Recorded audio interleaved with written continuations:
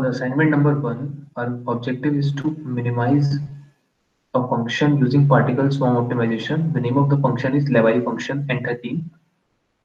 So I have developed a code to minimize the same using particle swarm optimization, and here is the code. So these are some parameters which are used in the simulation.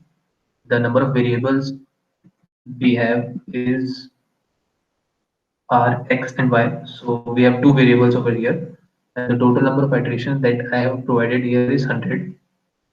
The population size I have kept as 50, and these are the upper bound of variables x and y, 10, and the lower bound of variables x and y is minus 10. The C1, C2 are the acceleration coefficients, W is the dynamic factor, and maximum velocity and minimum velocity have been defined like this. So first we'll go through the initialization process. So how does the position and velocity have been defined? I will try to state the same. So the particle goes from 1 to 50. Initially there is a loop in which the position of and velocity gets updated like that. And there is a j. This I is the number of particles, j is the component. So we have two components x and y, and the positions have been defined through uniform random distribution between minus 10 to 10, and the velocity have been defined uniformly between minus minimum velocity and maximum velocity. Initially, the personal best of all the particles would be its own positions in the initial way, and the global best initially have been defined as infinity. And fitness function can be evaluated using this particular set of protocol. As I told you, the personal best and personal worst position are the initial position of the particles, and the global best. For this, we have a certain protocol. So the function value which is lower than the global best, here it is infinity in initially. So that particular function value of the particle will be stored as global best. I mean, in total of 50 particles are there.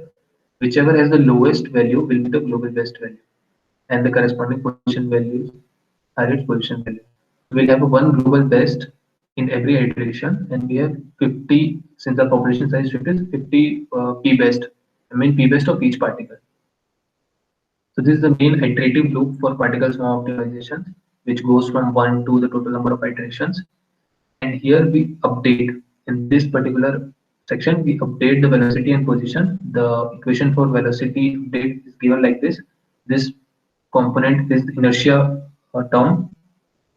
This component over here is the uh, cognitive component. This component over here is the acceleration component.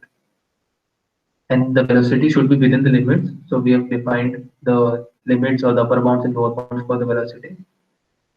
The position is updated using position plus the velocity. So these are the variables are stored like this, x and y. So we'll evaluate the fitness function using this equation. So this fitness function will be updated and will not be the same as it was in the initial process. So now after every iteration, the fitness value will change for every particle. So now we come to the main crux of the problem, in which involves the updating the personal best and updating the global best. So if a particle, suppose we take as first particle, for the first particle, the fitness value is less than its personal best, then that fitness value will be stored as the personal best, and the personal best will be updated. And the same with the positions. The positions corresponding to the fitness value will be the best best position of the particular particle. So updating the global best include out of all the particles, whichever has the lowest value of the fitness value will be the global best. Again, it will have one value, and this will have 50 values. And we can increase the counter of iterations by one every time so that it goes into loop. And here are the plotting terms. So we'll run the program now.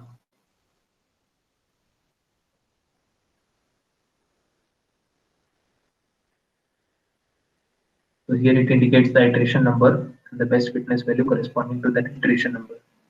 This is the plot of surface plot of the Levi function, and this red particles are over here the p best, and this yellow particle over here is the global best.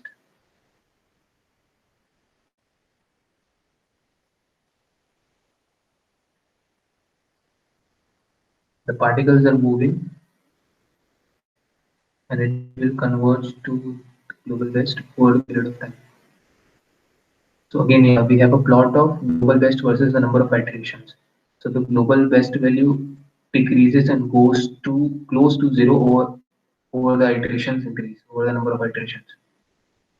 So now we'll graphically see in the absence of surface plot, how does the particles actually move.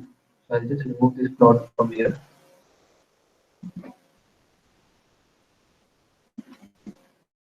For the sake of visualization, I'll just run the code again. I've uploaded display for iteration and global best here also. We'll see the graph. We can see that particles, the p best of the particles is changing with every iteration. And this yellow dot over here is the global best. For Laue function, the global minima occurs at 0 and the value of variables x and y is 1 each. So the value is different because there is a random factor involved in the process. So we can see the global best is very close to 0. If we increase the iterations, it will be approximately 0 and the global best positions of x and y are very much close to 1. So this solves the purpose and we have developed a code for particles optimization for the Laue function.